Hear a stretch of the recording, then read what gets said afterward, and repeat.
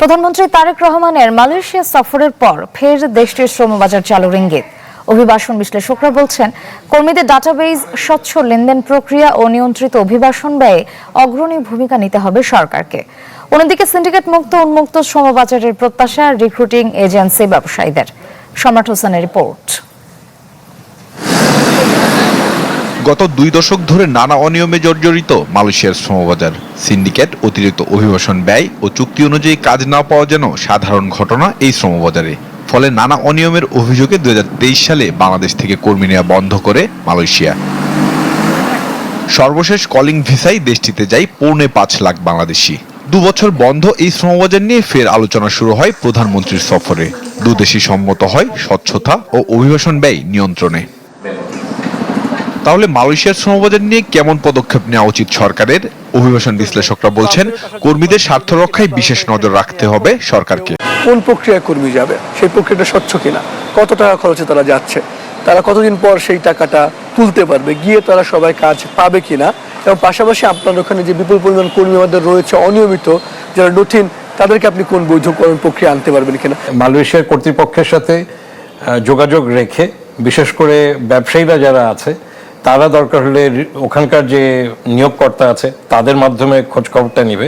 আমাদের দূতাবাসও সেটা ভেরিফাই করতে পারে যে নিয়োগকর্তারা যা বলছে তাদের ওখানে নেওয়ার জন্য কি কি খরচ লাগতে পারে। সরকারি নিয়ন্ত্রণ থাকলে তাহলে। অন্যদিকে জনশক্তি রপ্তানিকারকরা বলছেন, সিন্ডিকেট মুক্ত শ্রমবাজার চালু করতে উদ্যোগ নিতে হবে দুদেশের সরকারকে। কর্মীদের স্বার্থ সংরক্ষণ করতে হবে। কম খরচে যেমন কর্মীরা যাওয়ার সুযোগ পায়, তেমনি এই সেক্টরে যারা ব্যবসায়ী আছে এই ব্যবসায়ীদের স্বার্থ সংরক্ষণ করতে হবে। কারণ এই ব্যবসায়ীদের কারণেই এখন 1.5 কোটি মানুষ কিন্তু বিদেশে বিভিন্ন দেশে কাজ করছে।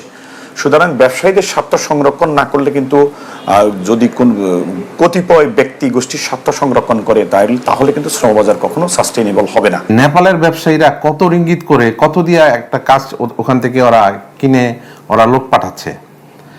যদি এই জিনিসটা আপনারা বাস্তবসম্মতভাবে জিনিসটা আপনারা তুলে ধরতে পারেন বা সরকার জিনিসটা অনুধাবন করে একটা বাস্তব ভিত্তিক অভিবাসন ব্যয় তৈরি করে, আমার মনে হয় এটা উভয়ের জন্য ভালো হবে। এদিকে প্রবাসী কল্যাণ মন্ত্রণালয় বলছে, মালয়েশিয়ার শ্রমবাজারের নানান দিক পর্যালোচনা করছে সরকার। এই প্রক্রিয়াটাকে ট্রান্সপারেন্ট করার জন্য আমাদের যে এমইউ 2 দেশের সাথে, সেখানে কিছু সংশোধনী আনা প্রয়োজন, যেটা 2 দেশের জয়েন্ট ওয়ার্কিং কমিটি করবে, সেই বিষয়ে সম্মত হয়েছে। তো এই কাজগুলো, টেকনিক্যাল কাজগুলো সমাধানের পরে আশা করি মালয়েশিয়ার মার্কেটটা ওপেন হবে। শ্রমবাজার নিয়ে চলতি মাসে বাংলাদেশ ও মালয়েশিয়ার যৌথ কারিগরি ওয়ার্কিং কমিটির বৈঠক হওয়ার কথা রয়েছে।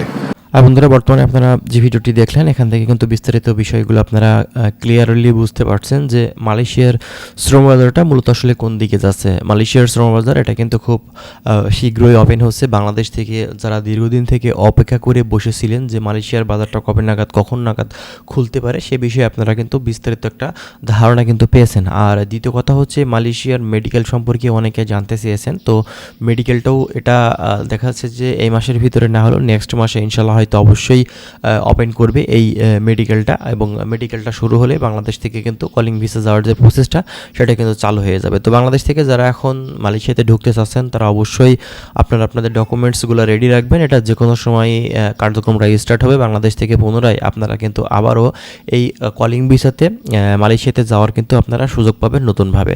আর এখানে বিভিন্ন সেক্টরে কিন্তু কর্মী নেওয়া হবে, এ ব্যাপারেও কিন্তু আপনারা স্বচ্ছ একটা ধারণা প্রতিনিয়ত কিন্তু আমাদের থেকে পেয়ে যাবেন। আমরা কিন্তু ক্লিয়ারলি আরও বিস্তারিত তথ্য আপনাদের মাঝে কিন্তু দেওয়ার চেষ্টা করব।